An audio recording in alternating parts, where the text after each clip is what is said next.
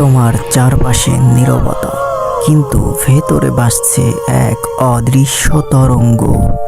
Feel the fair, ride the wave. এটা ভূত wave, ভয় যেখানে থামে না।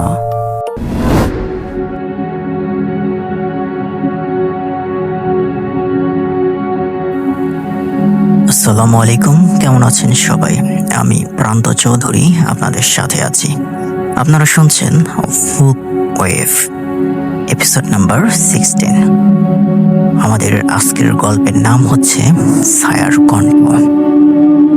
প্রতি সপ্তাহের ন্যায় আজকেও আমরা আপনাদের মাঝে উপস্থিত হয়েছি ভয়ানক একটি গল্প নিয়ে। তো গল্পটি শোনার আগে আপনাকে যেটা করতে হবে সেটা হচ্ছে আপনার ঘরের বাতি বন্ধ করে দিতে হবে, জানালা বন্ধ করে একদম একা একা বিছানায় শুয়ে পড়ুন আর কানে হেডফোন দিয়ে শুনতে থাকুন আমাদের ভয়ানক হরর স্টোরি। তাহলে চলেন বন্ধুরা, আর দেরি না করে আমাদের আজকের গল্প ছায়ার কণ্ঠ শুরু করা যাক। রাত তখন 12:30। ধান ক্ষেতের পথ পেরিয়ে গ্রামের এক প্রান্তে পুকুর পাড়ে বসে আছে মিঠুন। আকাশে চাঁদ নেই, শুধু হালকা কুয়াশা আর ঝিঝির ডাক। মিঠুনের বাবা মারা গেছে 1 মাস আগে।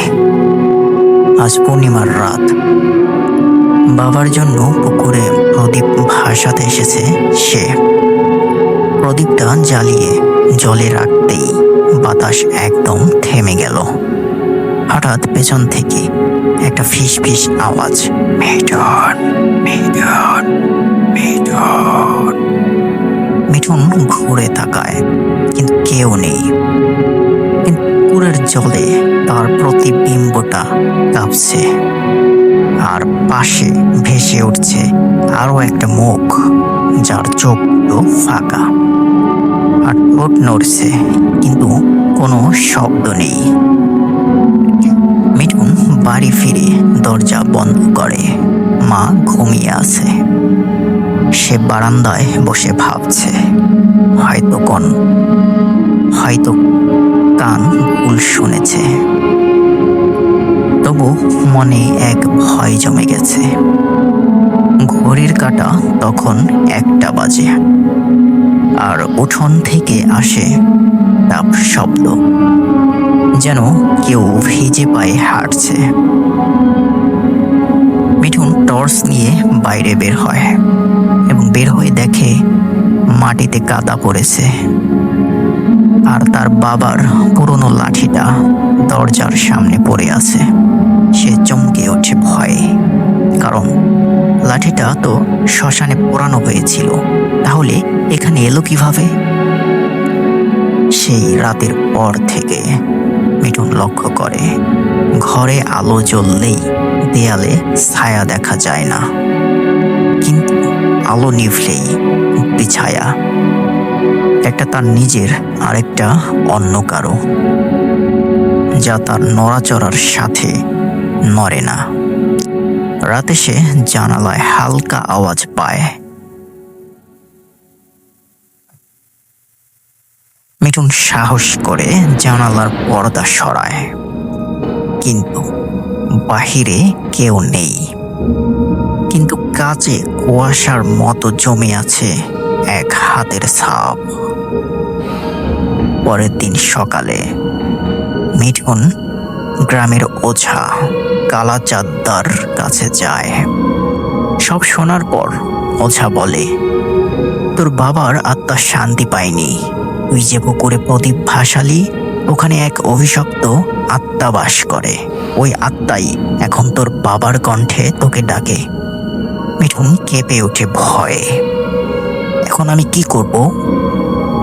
ওঝা মন্ত্র দিয়ে একটা তাবিজ দেয় আর বলে, আজ রাতেই সত্যি জানবি, কিন্তু সাহস রাখতে হবে।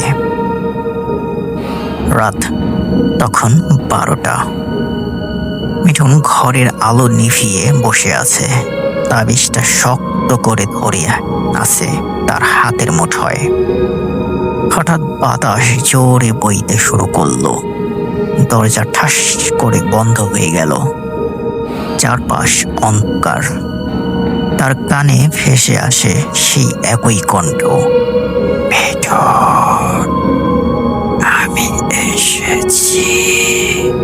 সে টর্চ জ্বালায়। দরজার সামনে দাঁড়িয়ে আছে এক ছায়া, মাথা নিচু আর লাঠিটা তার হাতে। তুই আমার প্রদীপটা জ্বালালি, এখন আমার শান্তি তোর কাছে। ছায়াটা ধীরে ধীরে এগিয়ে আসে। মিঠুন পিছনে সরে যায়। তাবিজটা মাটিতে পড়ে যায় হাত থেকে। এক মুহূর্তে চারপাশে অন্ধকার যেন জীবন্ত হয়ে ছুটে আসে।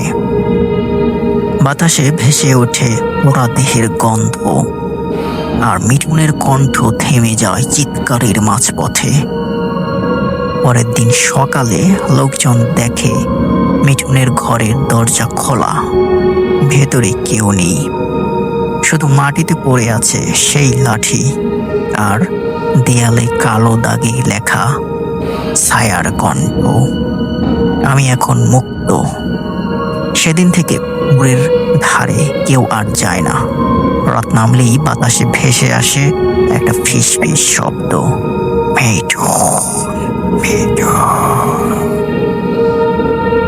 তো এই ছিল আমাদের আজকের হরর পডকাস্ট ছায়ার কণ্ঠ।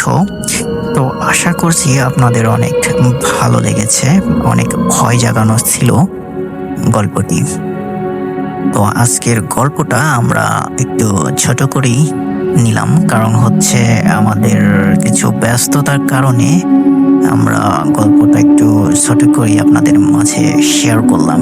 যেহেতু আজকে শুক্রবার, নতুন এপিসোড আপনাদেরকে দিতেই হবে, তো তারই প্রেক্ষাপট থেকেই আমরা ছোট করে হলেও আপনাদের মাঝে গল্পটা দেওয়ার বা শেয়ার করার চেষ্টা করলাম মাত্র।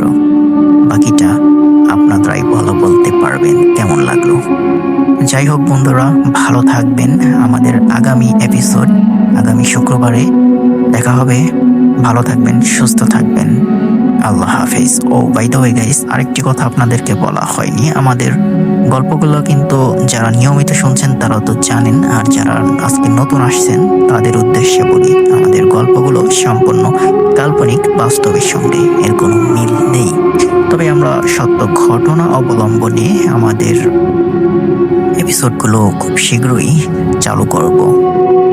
ঠিক আছে, ভালো থাকবেন, সুস্থ থাকবেন।